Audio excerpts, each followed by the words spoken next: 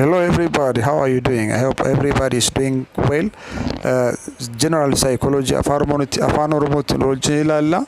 General psychology, let's see general psychology and Afaan Oromoo. As I told you before, I'm gonna present some important notes in psychology in different languages, Afaan Oromoo, English and Amharic. So today we're gonna see psychology concept in Afaan Oromoo. So course in general psychology, barattoon dhumaatiif yeroo baay'ee kan kennamu yeroo ta'u common course'itti barattoonni kuma hedduun course kana fudhatu jechuudha. Barattoota social science'tiif natural science freshman seenanii jechuudha. Kanaaf general psychology yemmuu kennamu barattoonni kuma 3-4 lakkaa'amu university keessatti fudhatu jechuun gargaarsi adda akka isaan barbaachisu beekamaadha jechuudha. So what is general psychology course in general? General psychology chapter kudhan kan qabu yemmuu ta'u material isaa guddaa waan ta'eef garuu chapterota kana hundumaa yeroo gabaa keessatti ilaalanii xumuruu waan hin danda'amneef gabaabsanii barsiisonni barsiisanii akka isaan xumuran isa kana assignment akka isaan kennan beekamaadha. Akka Dirreedawaa University chapterota walii galee kan barsiisaa jirru barattoonni hundu hirmaatan yemmuu ta'u definition psychology ra eegalla jechuudha. Chapter 1 in essence of psychology jedha. Akka jechuun concept of psychology. Gabaabadhuma psychology jechuun maal jechuu akka ta'e kan ibsu yemmuu ta'u psychology is derived from two Greek words, psyche and logos.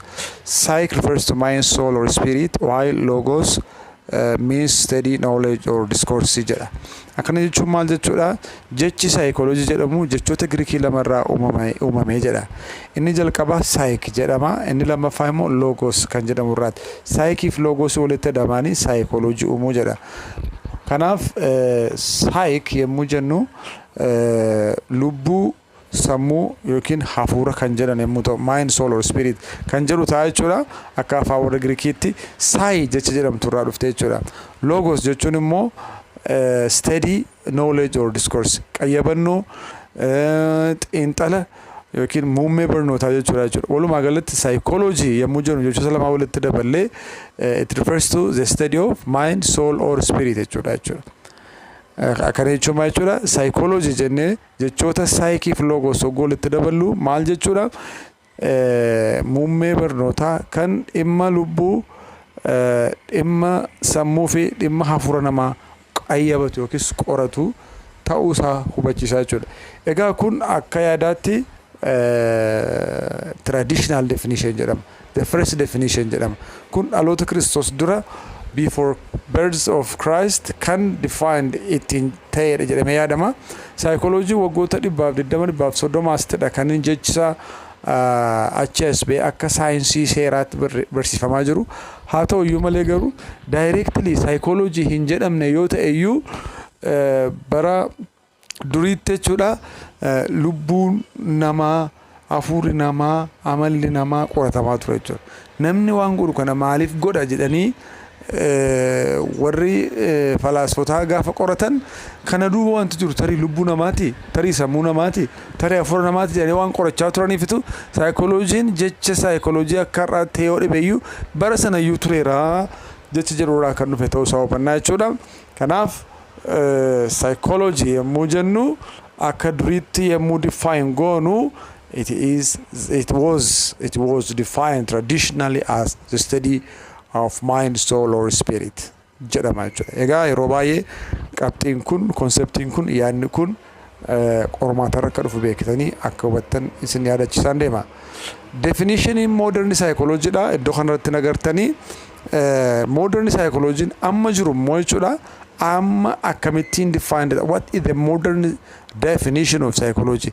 Guyyaa irraa psychology akkamitti defined ta'eetoo jira oolaa jira, akkamitti hiikitti kennamee jira hojjettan. Psychology is defined as the scientific study of behavior and mental process of human beings as well as animals.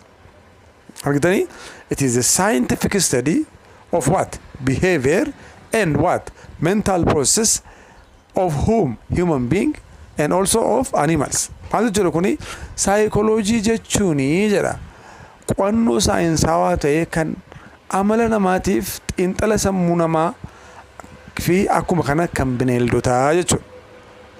saayintifikiidha jechuudha. Gasii miti jechuudha. Definitionii kana keessaa wanta gurguddaa sadii baafna. Tokko saayinsii isa jedhu, lammaffaan behavior, sadaffaan immoo mental process kan jedhu argina jechuudha. Akkana jechuun maal jechuudha? Wantu saayikoloojii saayinsii godhe yoo jennee haala qo'annoo isaatii, haala qayyabannoo isaatii, isanni scientific method itti fayyadamee amalaa fi sammuu namaa, yaada namaa qoratu sanatu akka inni saayinsaawaa taasisu godhe jechuudha. So saayikoloojii jechuun qorannoo saayinsaawaa amalaaf sammuu namaa, behavior and mental process. Kan biraan kan saayinsaawaa isa taasise the research methods it employs. Amma fakkeenyaaf namoonni tokko tokko ati saayikoloojii baratta gaafa ittiin jedhanii mee waan yaadu natti mikaa'e akka waan inni nama moortuu yookiis dhonqaayii ta'e wanta nama yaadu fuula namaa keessa ilaalanii namatti himatu hin ta'in saayikoloojjistoonni adeemsa saayinsawaa ta'een qorannoo qabatamaa geggeessanii amala namaatii fi yaada namaa, sammuu namaa namatti himuu danda'u jechuudha. Kanaafitu saayintifik jedhame. Seera mataa isaatii, pirinsipilii mataa isaatii, steepii mataa isaatii qaba. Kanaaf saayinsaawaa jedhama jechuudha. Riisarchi meetodii mataa isaatii qaba. Kanaaf saayinsaawaa jedhama jechuudha. Saayintifik meetodii qaba. Kanaaf saayinsaa evidensii itti fayyadama jechuudha. Kanaaf saayinsaawaa jedhama. Kan biraan konseptii guddaan modern definitionii keessatti ka'u yoo jiraate wantoota saayikoloojii keessatti qayyabatamanidha. The subject matter of psychology. There are two major subject matters of psychology. Isaanis behavior and mental processes. Behavior kan jennu it refers to all our outward or even overt actions and reactions. Wantoota gochoota keenya hunda alaan kan mul'atan overt jechuun wanta ifaa ta'e jechuudha. Wanta mul'atu jechuudha. Overt action as well as reactions. Fakkeenyaaf kan akka haasawaa, kan akka facial expressionii, kan akka sochii qaamaa, isaan kuni amala keenya agarsiisu. Qorannaa akkaataa nuti rifeensa mataa keenya murannu, akkaataa nuti dubbannu, akkaataa nuti uffannu, akkaataa nuti adeemnu, isaan kun hundumtuu ibsa amala keenyaati jechuudha. Amala keenya argisiisu jechuudha. There is also covert behavior which is hidden, non-observable and generally considered as mental process. Waan lama qayyabata. Overt action fi covert action. Overt action kan jedhu behavior kan jedhu jechuudha. Behavior jechuun amala namaas alaan mul'atu jechuudha. Covert kan jedhamu covered isa ta'e dhokataa hidden behavior amala dhokataan immoo isa keessa jira, sammuu namaa keessa jira jechuudha. Hin mul'atu yoo of ibse malee, yoo waan na biraatiin of mul'ise malee. Kanaaf it is psychology kan inni qoratu wantoota lamaadha jechuudha. Behavior fi mental process. Mental process kan jennu internal covert activities of our mind such as thinking, feeling, remembering. Inni kun immoo isa keessaati jechuudha. Sammuu keessa jiru. Warri duraanii wanta ijaan hin mul'anne traditional definition isla keessatti akka ilaalletti the first definition of psychology, the study of mind, soul or spirit jenne sana keessatti Mind in mul'atu, spirit in mul'atu, soul in mul'atu jechuun sammuu namaa keessa maal akka jiru ijaan mul'atu, lubbuun namaa ijaan mul'atu, hafuurri namaa ijaan mul'atu. Isaan kun covertidha jechuudha. Boodarra gaan maal jedhanii saayintistoonni waan ijaan mul'arre irratti maaliif mataa wal cabsinaa amala namaa isa ijaan mul'atu qofa qayyabannaa jedhanii behaviyorii jedhanii behaviyoreessota ta'anii kaan. Booda nammoo maadhanii behaviyorii qofa qayyabannee saayikoloojii guutuu hin dandeenyu, guutuu gochuu hin dandeenyu waan ta'eef mental processiitti dabaluu qabna. Wanti sammuu namaa keessatti geggeeffamu yaada namaa, qalbii namaa, miira namaa, waa yaadachuu, waa qabachuu, waa barachuu namaa wanta ijaan argamne garuu sammuu namaa mataa namaa keessatti geggeeffamus qayyabachuu qabna. Waan ta'eef saayikoloojii isa mul'ataas isa dhokataas qayyabachuu qaba.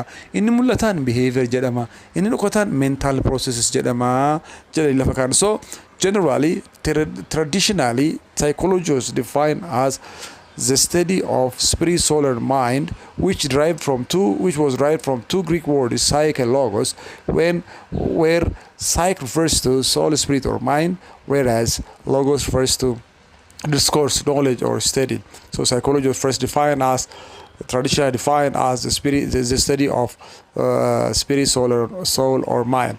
Whereas the modern and scientific and contemporary definition of psychology is that psychology is defined today as a scientific